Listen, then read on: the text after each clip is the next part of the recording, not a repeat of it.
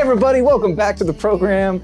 I'm very excited because today in the vinyl pad I have a very, very special guest, singer, songwriter, sensation, Delacey. Thank you so much thank you for being here. Thank you for having me. So we're going to talk about all kinds of stuff, and then we'll also make a cocktail. Okay. But that'll be a separate video. Okay, nice. Gonna get drunk. Well, it's 5 o'clock somewhere. Yeah, well, that's the motto I live by, sadly. Miss me back. Will you still miss me back? Miss me back. Tell me a little bit about the making of it. Like what led to, like, say, some of the songwriting, like where you recorded it, who helped you out, that sort of thing. The inspiration behind it, maybe? Yeah. The inspiration behind it, it's confusing because it's like 3 years in the making, this album, which is so funny because I was following Black Coffee. Black Coffee, my first album, felt like a different era of my life. And I felt like in this era, I was pretty sad when I made this album for a lot of reasons. But I mean, one of them was the pandemic. It was really hard on everyone's mental health, I think. I was no exception. I'm a professional songwriter for other people too.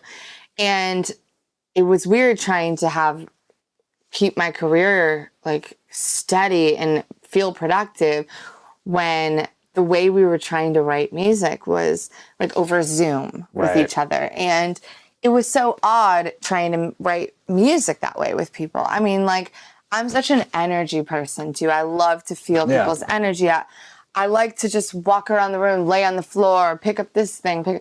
It was so weird sitting in front of a computer staring at someone, and it's kind of awkward, and there's a sound lag, and it's really uninspiring. And so I just kind of couldn't do it. So I was barely making music, which was driving me insane, and I was going a little bit crazy. Me and my fiance were like supposed to get married, and then we couldn't get married.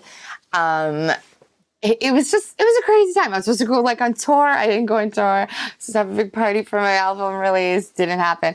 Anyways, one of my best friends, Ido Smishlani, who I made my first album with Black Coffee, and I called him, and I kind of just was like, let's make our next album. And I can't do it over Zoom. Because we were like trying to make new music over Zoom. And I was like, I can't do this anymore. Yeah. What do you feel about like testing for COVID and then like isolating and then going to, if I rent like an Airbnb somewhere and I'll come to New York because he had kids. Oh, yeah. And I was like, I'll come to you.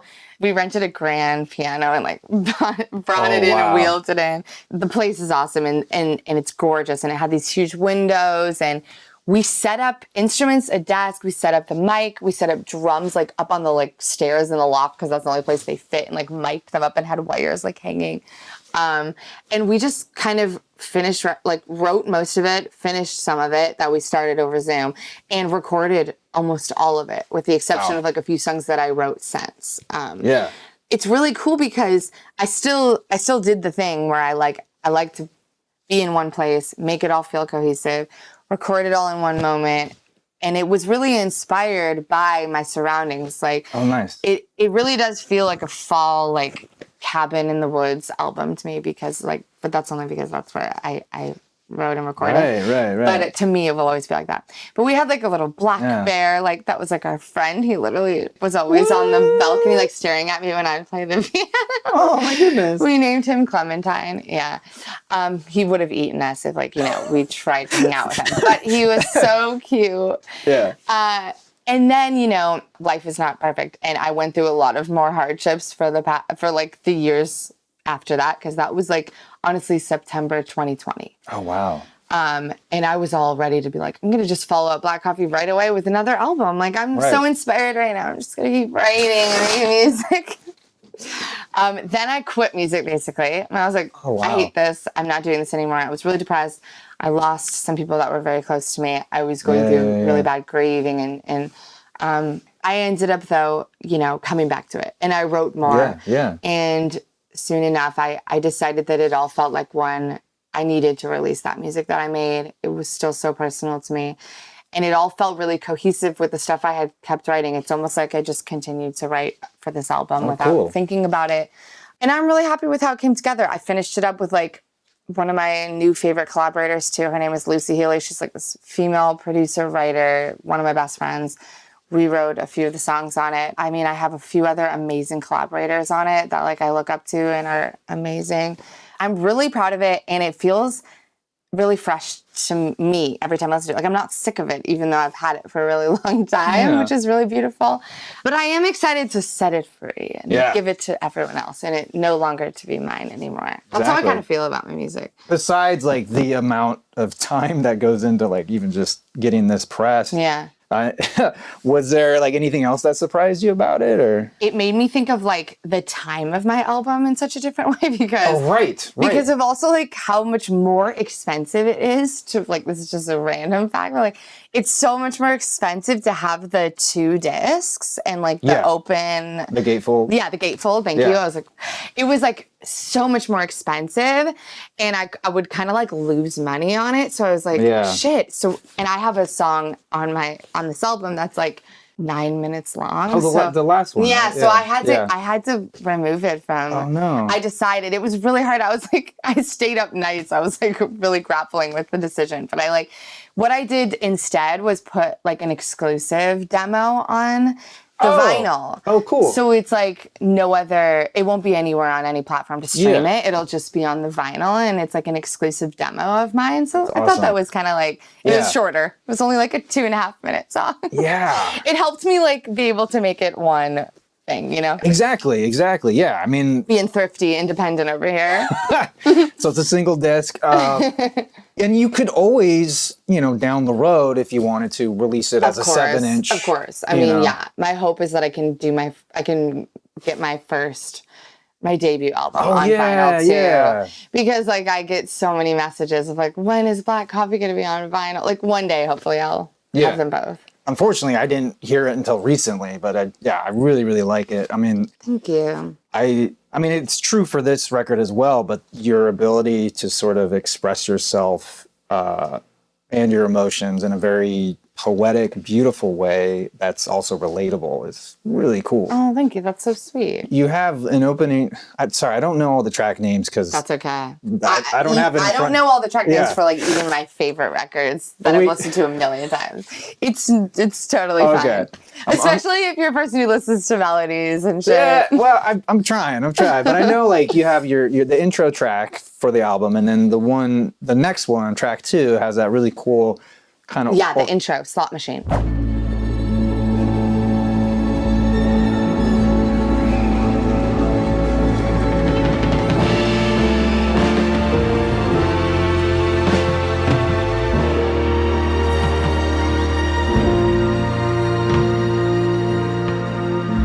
It's a crazy intro, right? I love that though. Yeah, it was really fun because I actually wrote that song with my friend Eric, just me and him and a guitar, and we like wrote it really quickly.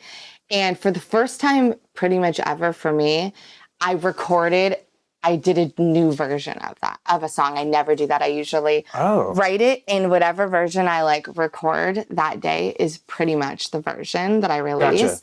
I'm not the kind of artist who like tries different versions of songs. Yeah. Mostly because I think I get like so stuck on the first version. It's kind of a flaw, but like, there could be a better version of my songs and I just never find it. But anyways. Or you find it on the road. Yeah. I mean, it's like I just like to go with my gut too. That's kind of how I am. But I recorded like a guitar vocal demo of it and I really liked it. And then I like brought in my friend Lucy, who's this amazing female producer, and me and her made a version of it. And then I was like, okay, I think this is probably the version. And then I was with my friend Ito, who I do a lot of my music with. Okay. Yeah. And also my husband, who is a musician, and I make a lot of music with him. Yeah, I follow him now. Valley Boy. Yeah, he's hilarious. He is. I know. He's so funny. He's great. And Lucy, we were all in the studio, like finishing up some records. And I was like randomly talking about Elvis's like Las Vegas live show, and Ito was like, what if we reference one of those for like slot machine because it's like Vegas. Yeah. And I was like, that's cool. I mean, I'm open to that. And he found one of them that like had this crazy intro. And we're like, what if we did that? I mean, we all just like spent 1,000,000 hours making that intro mostly. It was hilarious. Like it took forever. And we wanted the whole thing to kind of feel like you were at like a big Vegas show. So I sang it on like a ribbon mic and like kind of far away. And I did like a one take, so it felt really live. I know. I mean, that's just but I love that version of it because it was really cool. But usually I don't do that. Yeah. But that's fun that you talked about that song because that is like my favorite production probably on the. Cool. Yeah. No, it sounds fantastic in terms of the production and like, you really nailed it now that you give me the backstory. It's like, oh, of course. Cool. Didn't think of that before. But no, it was such a joy when I got sent an early ability to listen to it. Cool. Because like I didn't know what to expect. And that last song just like, oh my goodness. Oh, that's beautiful. Thank you. That is like, it's the weirdest song for me as like, ever since I became a professional songwriter, I like never write music like that anymore. And that's how I used to write music when I was like a little girl and like a kid and I didn't know anything about structure. I didn't overthink it. I wasn't like trying to craft something. I was just like, sitting in my bathtub, like, because I liked the acoustics in there and like playing my guitar and singing random shit out with like my tape recorder, literally. I did that. There you go. And I kind of did that for the first time in maybe, I'm not kidding, like 12 years, which was like so sad to me at the same time. And I didn't fully realize that I never do that anymore until I wrote that song. And I kind of thought I would never play that song for anybody at first either, because I was like, whatever. It felt like the most like important song I ever wrote. It barely felt written either. It just kind of felt like I just, for the first time in a long time, just word vomited like stuff. I mean, it's literally 15 verses over and over again, pretty much. So it's the weirdest like structure of a song, but I mean, that's how folk was, I guess, and that's what I grew up listening to. I mean, I definitely get Leonard Cohen and Dylan. God, Leonard, Yeah, I get those vibes from that. And that's it's just, awesome. Yeah, it's very, I don't know if hypnotic's the right word, but you just sort of get into a trance with it. It's awesome because I even when I've been performing it live, like every once in a while, and like in the past few months. And I'm like always so nervous because I end with it because I just love it. Yeah. I'm nervous, one, because I usually cry during it. Yeah. And even I can't rehearse it because I just cry and I'm like, I don't want to lose like the special feeling I have towards that song. So I get that. Yeah. When I perform it though, I'm always like, there's a moment when I get self-conscious at like verse 8 where I'm like, is everyone really bored? Am I putting everyone to sleep? But every time I get off stage, people are like, oh my God, I just like needed to hear the next verse and then the next part. And then I'm like, that's so sweet. I know. A lot of people can relate to that song too, which is like good and sad because it is kind of a sad song, I guess. Yeah, but I like how you're not afraid to do that. You're not afraid to go there and just like put it all out there, Everybody says that. I guess I am afraid to do it, but like that's the only way I can write music. Oh, interesting. Yeah, I feel like it is kind of scary when I write music. And actually, like certain times of my life when I've like gone through some of the hardest times of my life, I actually don't write very much during those times because I'm too scared to do it and like to go there. And it's almost like I need to kind of get to a certain place of like coming out of it and moving on a little bit for the catharsis to like work of writing a song about it, if that makes sense. Yeah. But it is scary still writing emotional songs, which is kind of all I do, I feel like. But whatever. How do you approach songwriting? Usually just, I love to hear 4 chords. I'm a simple girl. I just like to hear some chords. And I usually start with some sort of lyrics. I'm very lyric driven. Like it's like, what do I want to say? And what am I feeling right now? And what do I want to connect with people about right now? I mean, sometimes you overthink it. And it's like, especially since I became a professional songwriter and like I've become a songwriter for other artists too, it's like you kind of become obsessed with like crafting a song sometimes. And I hate that. So I try not to get too much like that. And I try to just go from like, what am I feeling? It's like, I always, I feel like I get possessed by something, like it's not me. And after I'm like, I don't remember writing that. Like I feel like that a lot of the time. I know that's weird, but I'm just saying.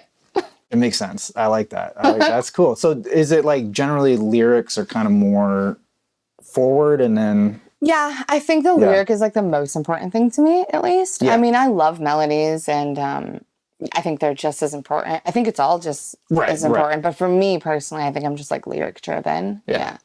And then when you listen to new music, is it the same? Your ear goes to Definitely. In fact, it's like, it's annoying kind of because I'm just like, what did they say? And that's like all I'm thinking about. And I'm like, oh, interesting. And I'm just like, oh my God. I just like I'm thinking of every line. Yeah. And if I can't hear the lyrics, I'm like, I don't know what I really felt because I didn't hear what they said. So like I need to listen again. How does it work for like music in other languages for you? It's funny because I usually look up the translation pretty quickly. But sometimes I'm like, I just get it. I get what they were trying to say, like with their pain in their voice or whatever it is.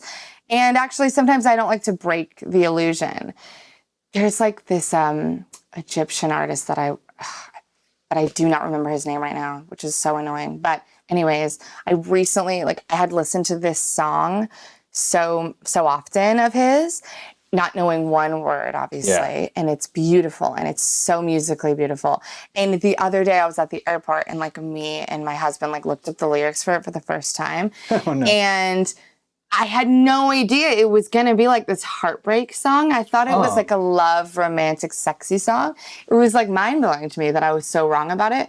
And it kind of like broke the, I don't know. I still like it. Yeah. It's still amazing. But I was like, maybe it's better to just not. That's an interesting thing for me though, because I usually am such a lyric girl, but I don't know. It's kind of cool. And you brought some records here. I did.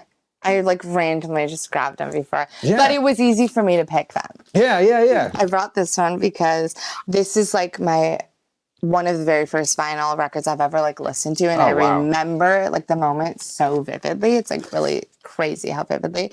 I was like probably 12, maybe 13. And my dad and me were up in the attic, like looking for, I think Christmas decorations or something.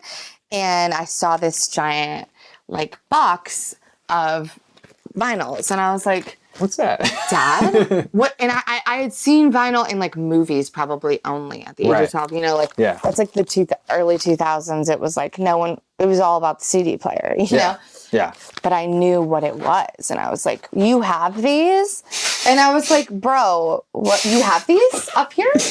And he was like, yeah, this is some of my records. Like, I don't know where all of them are, but this is like a good chunk of them. And he like thinks his sister probably still has the rest of his collection somewhere. Yeah. Anyways.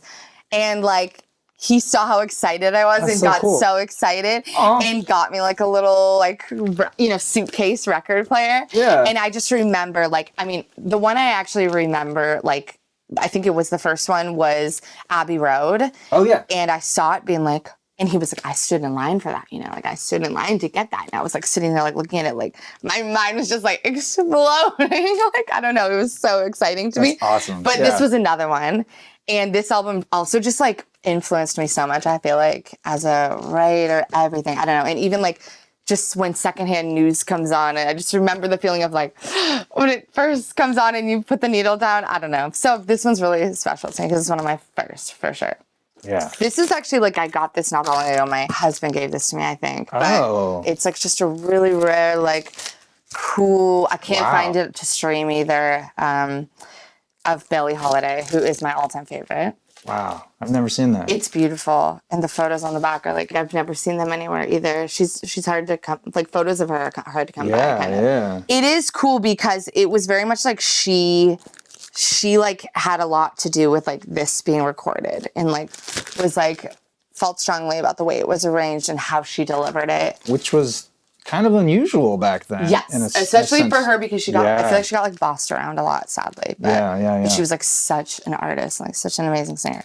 Anyways, this is a beautiful, sad, I listened to this one. Like this might be my most listened to record ever. Mazzy Star, Among My Swan. Oh yeah. This is like beautiful. When I was making that album, actually, I was up in Woodstock, New York at a really cool record shop. I stumbled. That's like what I mean by usually I feel like I get my vinyl when I travel because what if there's a cool record shop around here?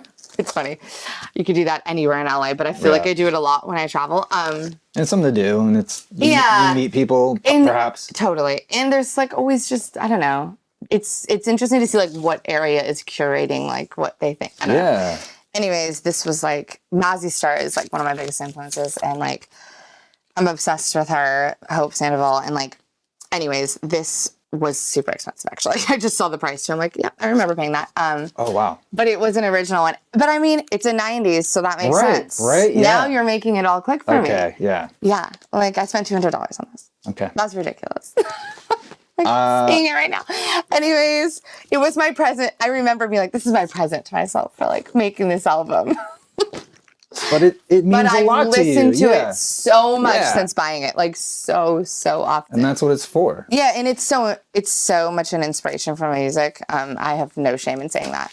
Speaking of traveling, I got this in Tokyo. Only because of the cover, and it's amazing. Oh, it's awesome. So this is one of those where I picked it from the cover and just buy the cover, and it did not disappoint. And it was only like, look, what, 800 yen? Basically like $8, you know? Yeah. It's amazing. It's beautiful. I've listened to it a lot. It's really, really good. And then Nico, Chelsea girl. I love beautiful. Nico. Yeah. I think I got this when I was like a teenager. I can't really remember when I got this, but I've listened to it a lot. And she's also like a huge influence for me, I feel like. So I picked those out pretty quickly this morning. Yeah. And then like I don't have like as much of a collection as you, but I do have a pretty good collection, and I would have a bigger one if I had a bigger space and if, you know, I didn't lose a lot of them from a Psycho X. Right. Which I lost a lot of them that way. That's so sad. It might sound really random to you, but have you ever listened to Julie London? I love Julie London so much. You remind me of her. That's so cool. In the way that, I mean, obviously you're singing in a different style, and it's a different style of music. Wish I was singing like Julie London. She like hits these bluesy notes that I'm like, when I sing along, I'm like, I don't sing the note. I'm like, how does she sing that blue note? Like, I can't do it. Yeah, and I see you as like the modern pop equivalent of so her. Cool. Just because you have this sadness or what? The sadness, but it's more like a melancholy for me. Yeah, she always sounds sad, but I grew up loving her, so that's cool. So cool. Yeah, her aesthetic is always so cool too. Right? She's like sexy, but like also just sad woman. Like, I don't know, I love it. I know. All right, well, thank you so much for being here. No, thank you for having me. This is an honor, and I love this space so much. It's so cool. Thank you. Everybody, thank you so much for watching. I'm your Vinyl Geek, and I'll catch you on the flip side.